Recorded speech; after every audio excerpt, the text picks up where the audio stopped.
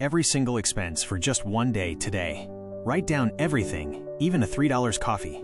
This isn't about guilt, it's about seeing where money leaks out without you noticing. Most people find $5 to $10 a day in small, forgettable purchases. Step 2. Cut 3 subscriptions this week. Go through your bank statement and cancel at least 3 recurring charges you don't actively use.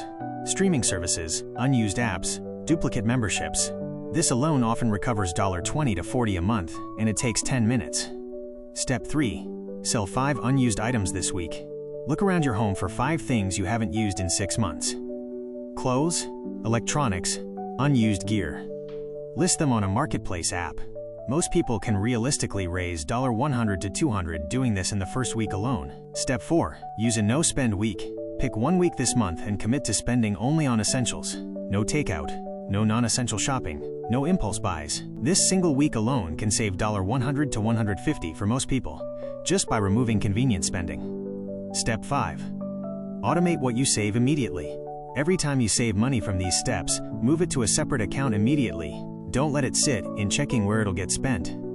This keeps your $1,000 goal visible and growing instead of quietly disappearing. Step 6. Redirect one windfall. If you get any extra money this month, a refund, gift, side gig payment, cash back, send all of it straight to this goal instead of your regular spending. One unexpected $100 to $200 windfall can seriously accelerate you toward $1,000. Let's add it up. Spending audit savings, roughly $150 over the month. Cutting subscriptions, $30 to $40. Selling unused items, $100 to $200. One no-spend week, $100 to $150. A windfall redirect, $100 to $200. That's already $500 to $700, and that's before even touching your regular paycheck. Add a small weekly transfer from your normal income, and $1,000 in 30 days becomes very realistic. This isn't about doing all 6 steps perfectly. Even 3 of these can get you most of the way there.